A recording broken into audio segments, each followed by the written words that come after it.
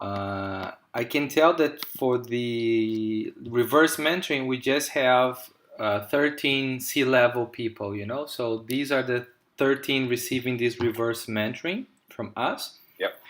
And this is a program which is composed by 8 sessions of different topics.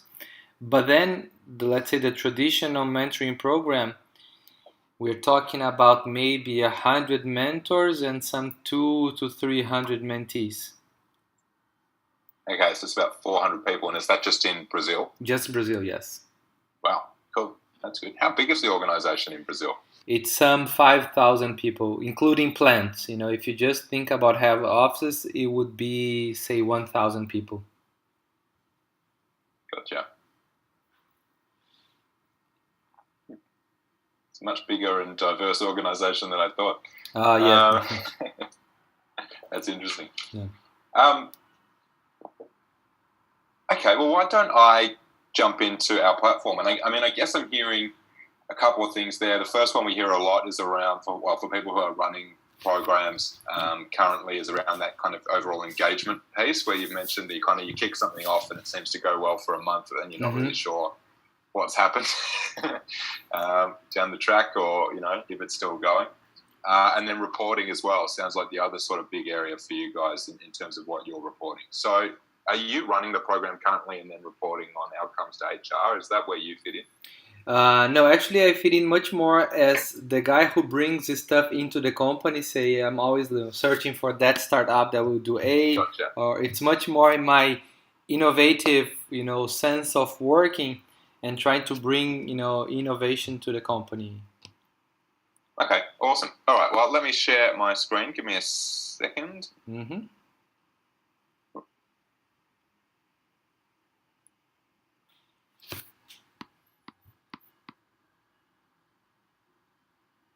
All right, has that popped up? You should be able to see a login screen there. Mm-hmm. Nice, yeah? Yes. Awesome. So what I might do is I'll start. We've got really sort of two main access levels to the program or the platform.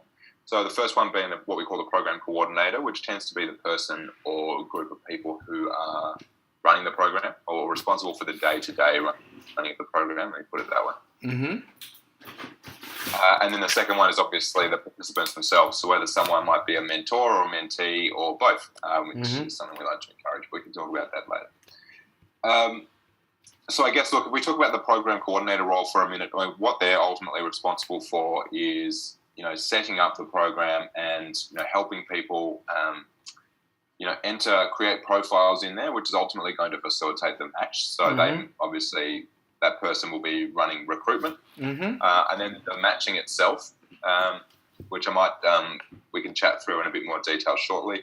And I guess the final piece for them is about reporting and keeping people engaged and measuring engagement. And then there's some tools for the mentors and mentees in terms of tasks and goal settings and managing the program. So I'll show you that as well. Okay. But I think let's jump in as the program coordinator. So I'll stick with those kind of big areas for now. What we're looking at here is you can, as this person, upload your logo and change, some of the text, etc. But if we talk recruitment, so I guess the first task with the program is to get people to create profiles in the platform and start to think about what they want to get out of it as well. So, what do they want to learn? What are the goals they're setting for themselves? So we do that by setting up a recruitment form. And please jump in if you've got any questions as well. So we have a library here. There's around about sort of 35 or 40 questions, I think, which we find account for maybe 95% of what most people want to be asking their participants. But there's bound to be one or two that are really unique to you guys as well, which we can obviously add and customize later. And then once we've sort of designed the form, we'll end up with this secure link. So I will show you what that looks like to the form itself, which is for L'Oreal. Now, it's up to you how you want to share this form. How do people express interest in the program at the moment? Actually, they are invited by HR to say, Right. okay, you have such a record that we wanted you to become a mentor, and then people Yeah. opt in, and that's about it. Okay. So do they send people to, a page on the company intranet or something to upload details, or do they send through a questionnaire? No, actually, once you've opt in, they'll share with the mentee one of those internal forms that looks like our internal LinkedIn profile. Gotcha. Okay. So I guess what we're doing here is a similar thing. We're setting up a profile for the platform, and we find it tends to look quite different to LinkedIn, for instance, just because you need different data to do your matching. Because obviously there's some crossover. So, I mean, ultimately, most people end up either having this form sit behind, a mentoring page on their intranet. We often end up building that portal for people, which I can share a few examples of what that could look like if you'd like, in terms of marketing the program. Okay. And then look, where the form itself is presented in 3 parts. So you can see we're at step 1 of 3. We're saying, tell us about you. So I'll fill this in as me. From our perspective here, the only data we have to capture is a name and email address. So really anything beyond that, entirely up to you what you want to ask, what answers you want available as well. So this page, like I said, it's saying, tell us about you. It tends to be the high level details. So it's kind of like, what's your role? Maybe it's gender, maybe it's location, maybe it's your industry background, all these sorts of things. You can connect LinkedIn, for instance, at this point in time, so that that there's that kind of link. Some people upload a resume. Twitter, you can connect as well if you wanted to. So this is all something that we can talk about down the track as we're kind of working through the program design and this form ultimately. We agree to the T's and C's. We'll go next. So you can see step 2 of 3, we're still saying tell us about you, but this tends to be a bit of a deeper dive on the individual. So we're asking things like, hi, I'm Guy. I'm a whatever's relevant to you guys. Sometimes it's interests. It's interesting. People take really different quirks to the I'm a, or they don't do it at all, which is fine. And then again, it's really up to you guys what tone you want the program to take and what sort of data you want to be capturing in this piece here. So, it can work really well, for instance, if you ask 1 or 2 questions, which are, what do you like to do in your spare time? What are your interests? So you can see we've got an example here. I had to choose. I really like dogs, wine, and traveling. Or you might like to take a different approach where you're sort of getting people to describe their personalities. So, we see people do, a lot of not-for-profits want to know kind of what are your charitable passions and all those sorts of things. Many ways we could look at this form. And then we'll go next. Excuse me. And then step 3 of 3, we're saying let's talk about the mentoring program itself. So in this example, I can select if I want to be a mentor or a mentee or potentially be both. So I'm a mentee, therefore I want to develop skills in finance and marketing, and you look at the end of the mentoring relationship, I'm looking for a 5-year career plan, and I would really like to actually meet someone who's in a different office, which is an interesting question to ask as well, rather than someone I perhaps already know. So obviously we can say what skills are relevant to the business or the programs you're trying to develop. It's often a really good idea at this point as well to get people to be specific in their goals. So you might have a free text field. We can do free text fields, for instance, to say, let's get really granular on what you're trying to set up here to do. How often do you want to catch up is another really good question to ask at this point in time. So you can kind of match someone who, if you match someone who wants to connect every week with someone who only wants to do it quarterly, you're going to create a bit of friction there. And then it's just a matter of completing the form, which I won't do for now.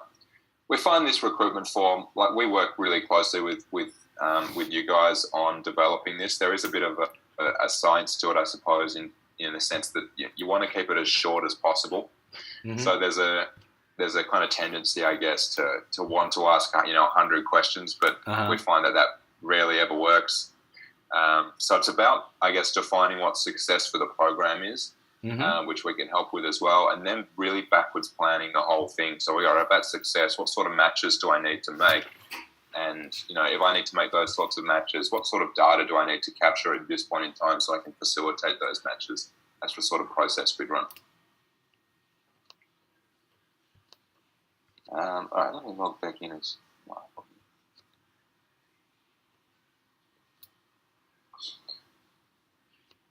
So once I've filled out the form, I'm actually not in the program straight away.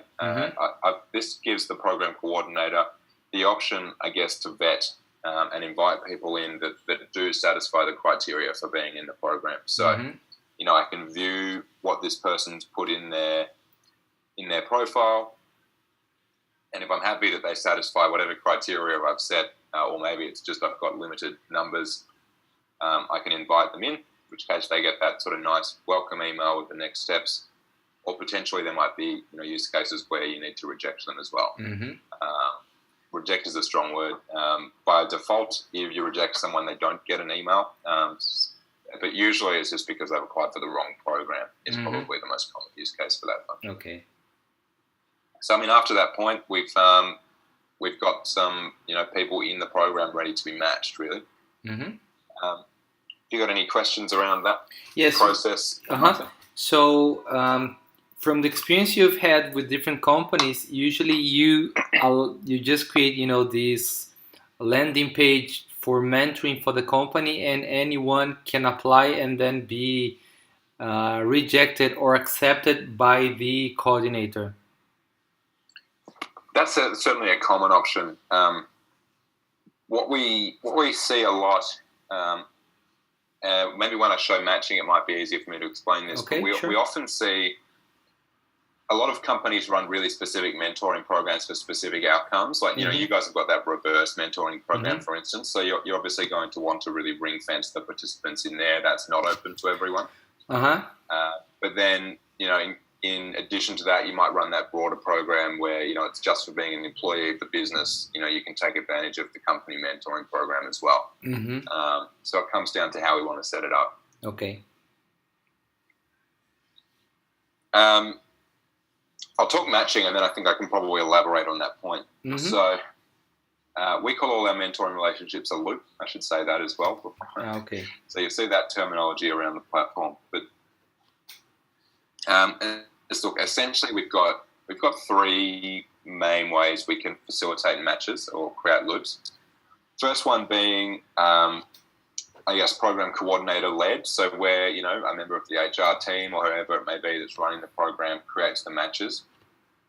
We can also create what we call group loops, which can work really well if you've got sort of groups or small groups of people working towards similar goals or looking to work on similar skills. They end up peer mentoring each other through that process. And the last one is what we call My Match. And I'll show you what that looks like from maybe a mentee's point of view in a tick. That enables participants to select their own mentor. So that's kind of the closest we got to that online dating or social media for mentoring. I see. So I'll just show you how we could create a loop, say, if you wanted the program coordinator to do it. So what we do is we start with the mentees on the left here. And let's say we go, look, Brian. So we can see here, we can see some of his profile information, but also we've got the skills he wants to learn here. So it's as simple as filtering through here. We go, look, he wants to learn about negotiation and people and team management. Looks like Wendy's the person that's got these skills. And therefore, I could create that loop.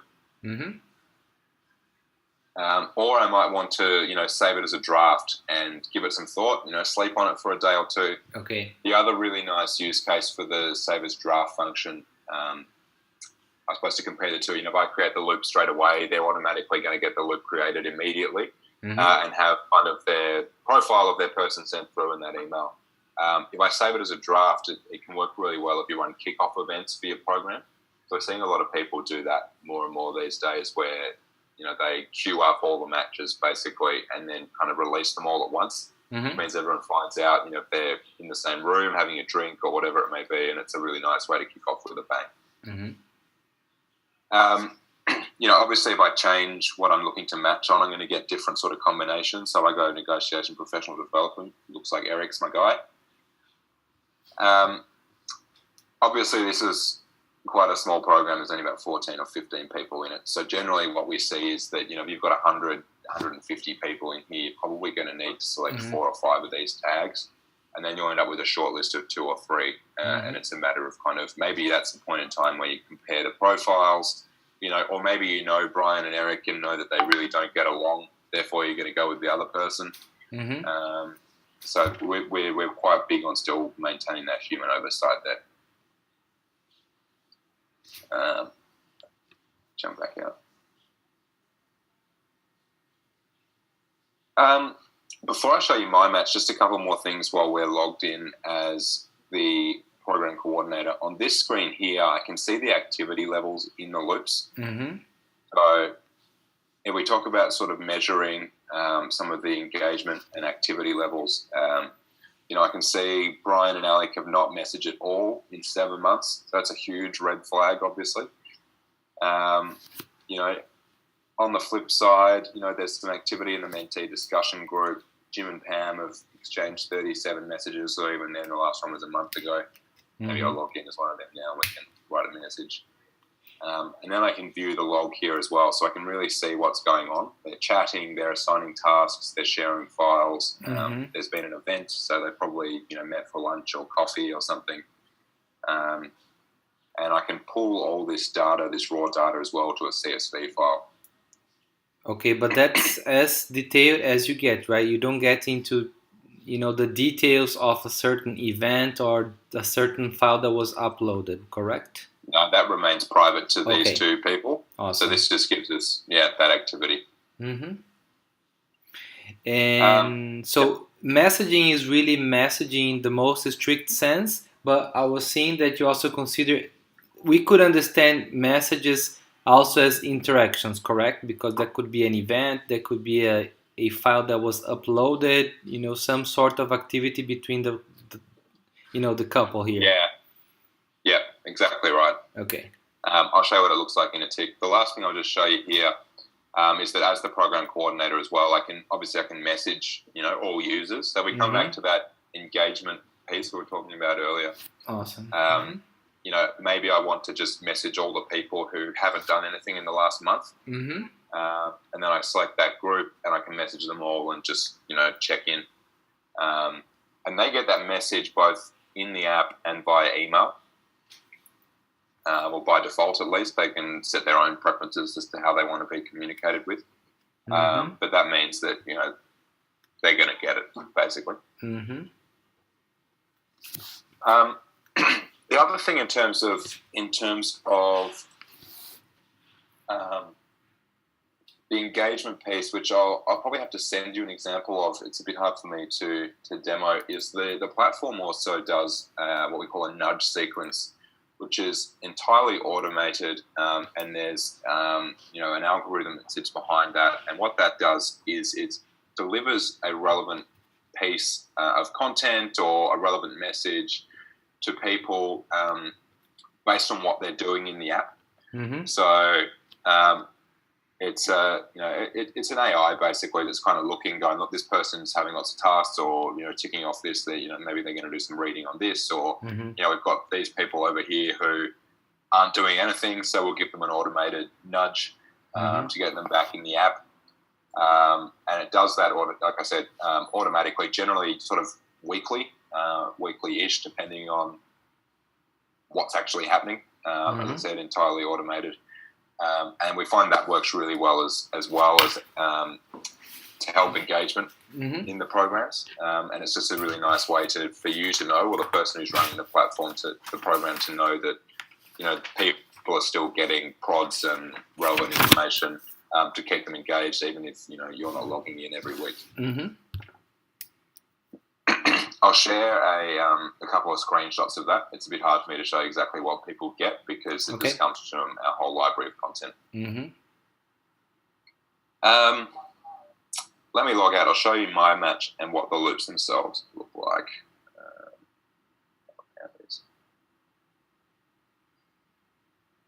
So this is what we see when we log in as a mentee.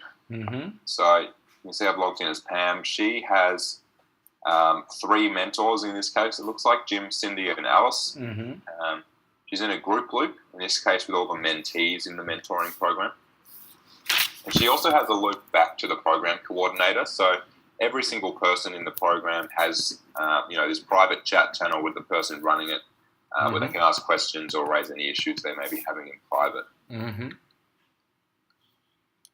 And let's jump in to Jim and Pam. So this is what we looked at before. So this is the loop itself. So you can see there's been some files shared here. We see they're chatting backwards and forwards. There's some tasks.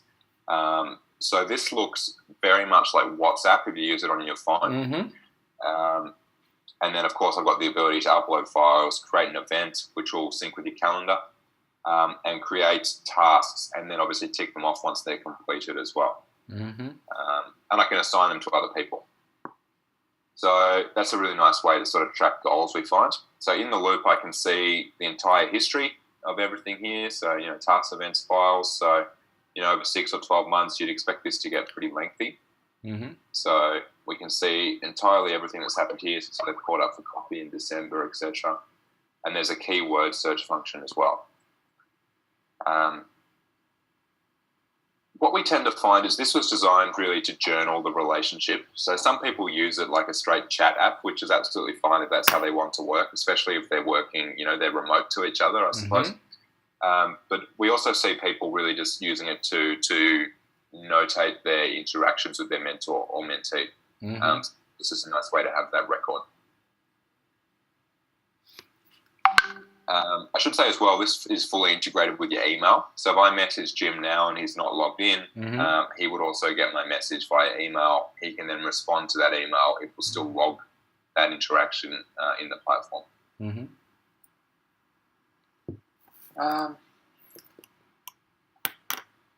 So we could just come back to the matching piece. We've got the tool, which I mentioned in here. This is My Match, what we call it. And this is where, as a mentee, I can come and select a mentor for myself. So there's an AI that sits behind this that does make the recommendation. It's looking at what Pam's goals are, what skills she wants to learn, and it's ranking all the mentors that are available. So in this case, it looks like Eric's the person who's got the relevant experience with Pam. And then if I'm happy with that, I can then request that Eric be my mentor. So the request has already been sent. So I'd hit, request connection.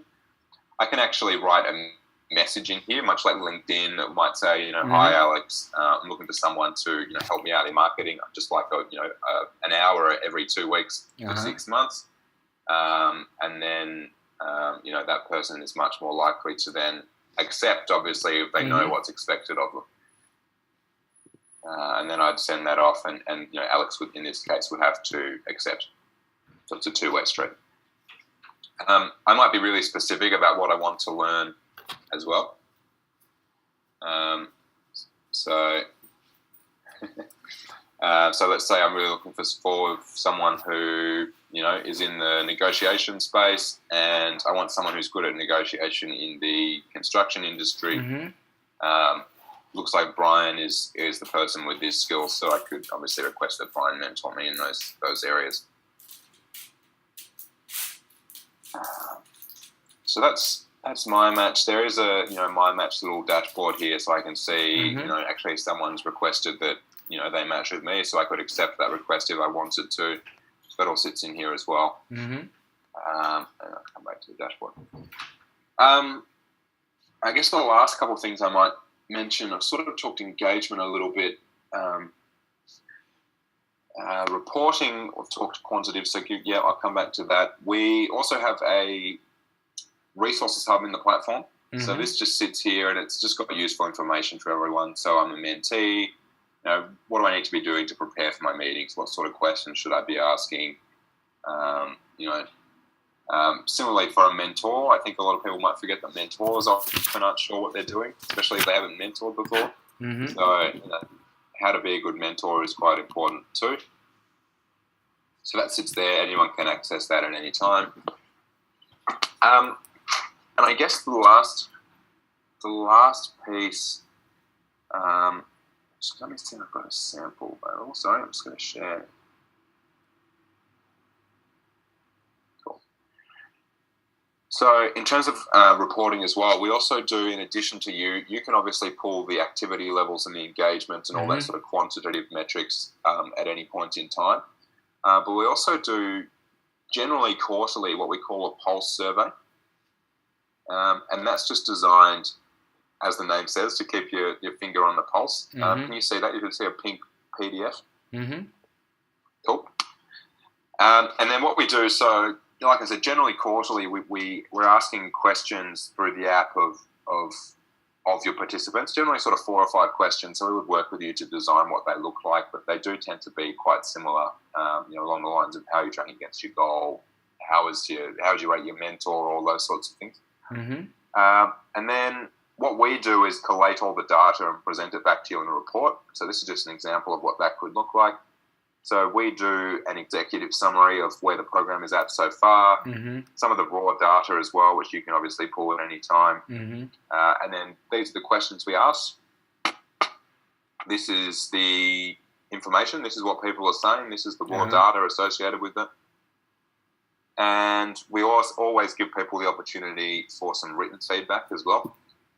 And, often there are some, conclusions or clear next steps. So we like to sort of assist and make some recommendations around that as well. So maybe you've got a group of people who have set a similar goal and all feel like they're struggling, or you've got an issue with an engagement in a similar demographic.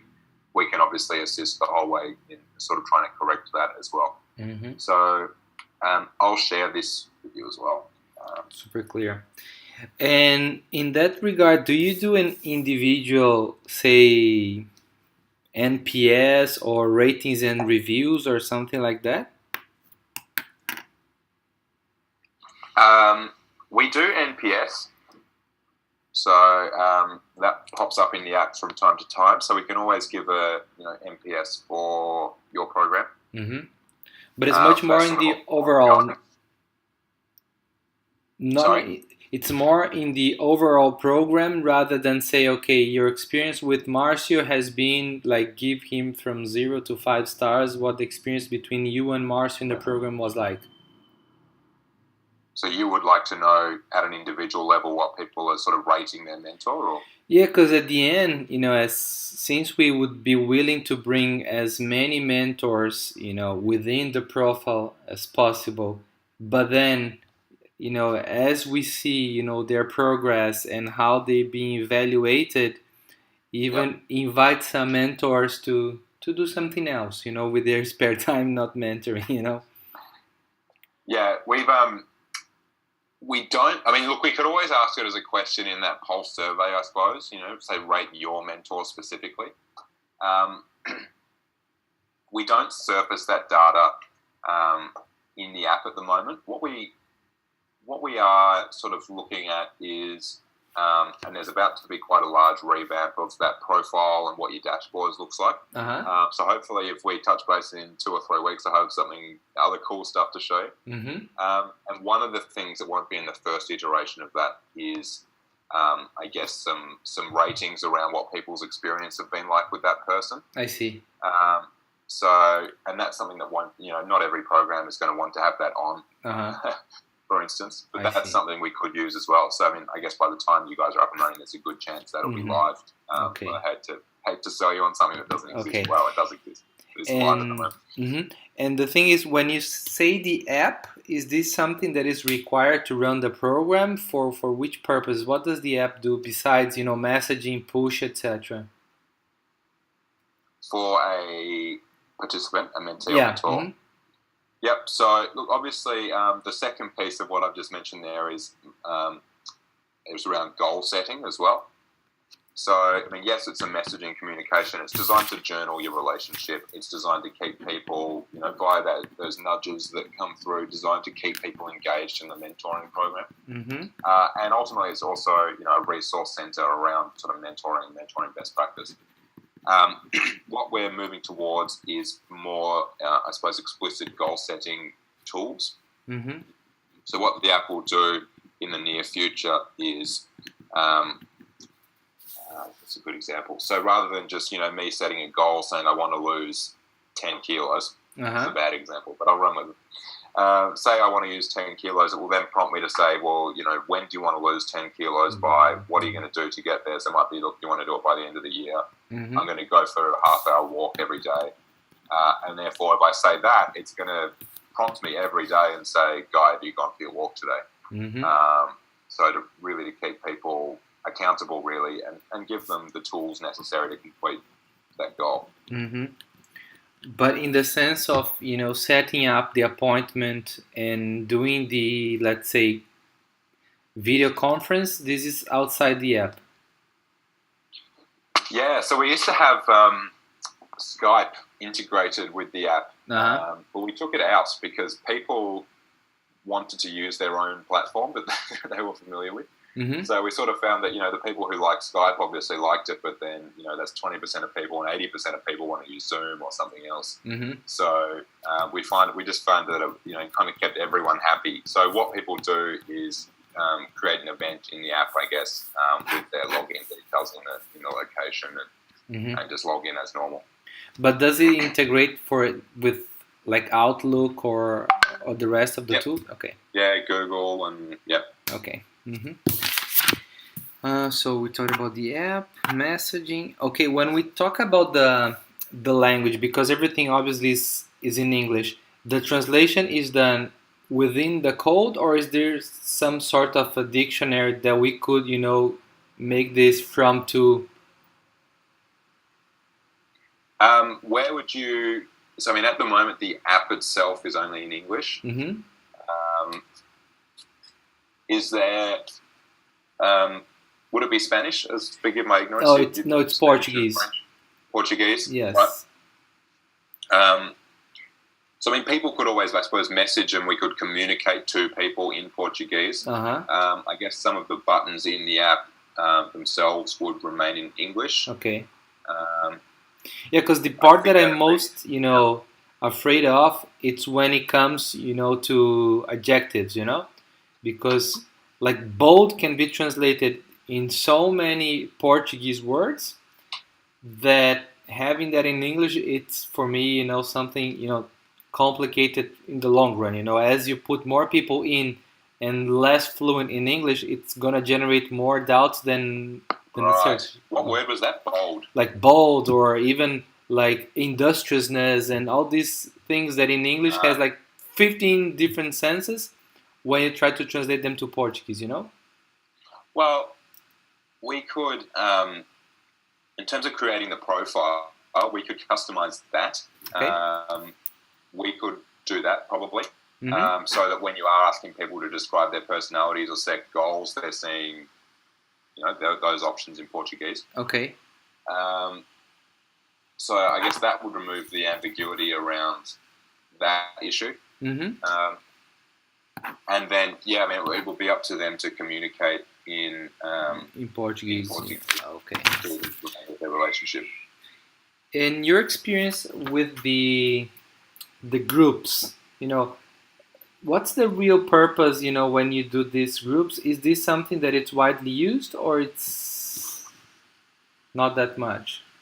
People use them in different ways. The most common thing is maybe just like I sort of said, to have maybe 5 or 6 people in it who have different skills or skills that they're the same goals, I suppose, they're working towards. Sometimes it's as simple as just putting all the mentees or all the mentors in a group, and you end up with like a forum-like space where people are sharing what they're doing and engaging with each other. Okay. Or not at all. I mean, we would encourage to take a couple of different approaches, whether it's kind of the fixed matching and then the my match, or you do groups and my match, or whatever it may be. That blended approach, overall, you end up with a slightly higher engagement level. Okay. So we're kind of running out of time. Would you have some more 5 to 10 minutes? I can go about 5 minutes. Yeah, 5 minutes. Okay. So now getting to the most boring part from my side. When it comes to paying you, how does it work? How do you charge us? Yeah, our pricing is on our website. I can share. No, don't worry. If it's in the website, I can check it out. This is not an issue. Yeah, so look, essentially, So let me talk. And essentially, it's per user per month, basically, or bracketed user. Let me reshare it. It's easier for me to explain it.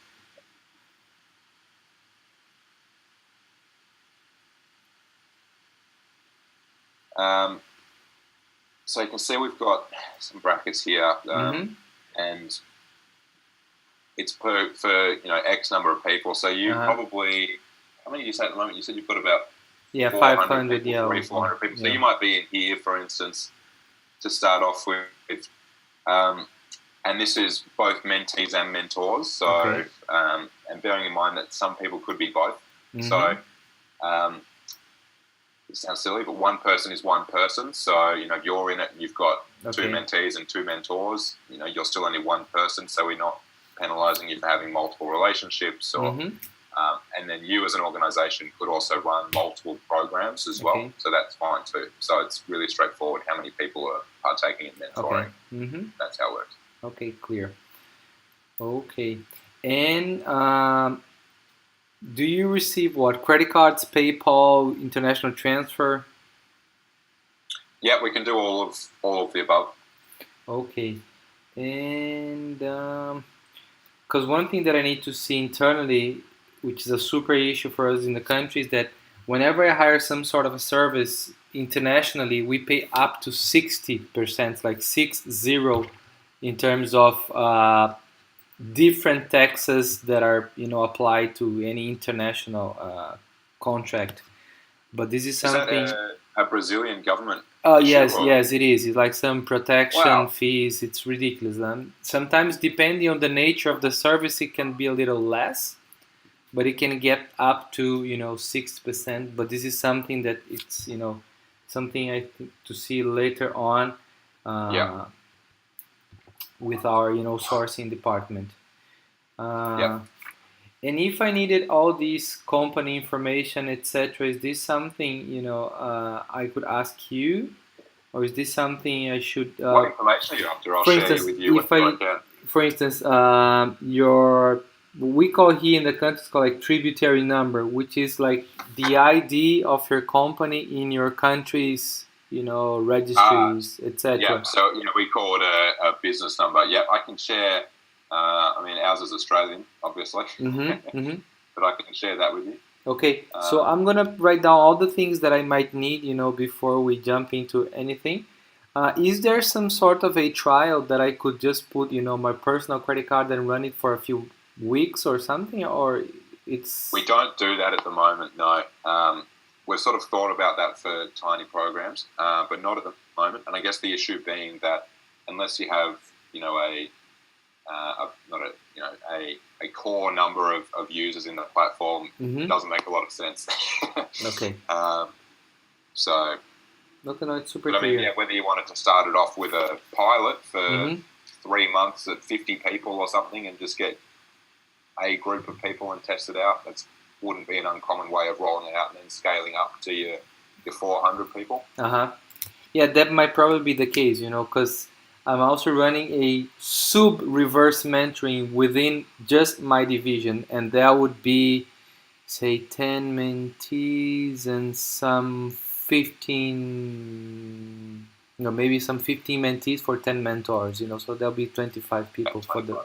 And so that might be the perfect thing, and that's the sort of thing you probably could put on a credit card, I guess, isn't it? And then try that out for 3 months at 25, 30 people. Okay, super clear. Okay, that is awesome. Thanks for the time. It's really interesting what you have put together. Really, really nice. I haven't seen anything like that on Earth, so it's... Oh, that's cool. That's nice to hear. I will... I've got a couple of things I'll share with you, Marcio, and is there anything else you need from me in particular? Do you want me to send you the pricing and anything more formal, or are you happy just to chat internally about No, I think just if you can remind me of the link in the site where pricing is and the example of that weekly automated message, the nudges. The groups we talked about, the app. Once the app is not available in the Brazilian App Store, any chance to give, to send it's not on the App Store at all, so it's a web app. Okay. So if you download app.mentorloop.com, though, it'll work in exactly the same way. Say that again. If you download app.mentorloop.com, so just go to the browser and basically save app.mentorloop.com on your home screen. Okay. It'll work in the same way. Okay. Okay, clear. I'm opening it up. Okay, so I think that's more than enough for now. I'm gonna, talk to our HR departments and show them, what we could be doing with you guys. And Yep. hopefully we do something together. It seems very interesting. That sounds good. All right, I'll send that through today, so I suppose it'll be there tomorrow morning for you. Okay. And look, let me know if you've got any questions, and then I'll touch base with you next week just to see how you've gone, and we can just keep chatting. Okay, awesome. Thank you so much, John. Have a Great. good one. Thanks, Marcio. Cheers. Bye-bye.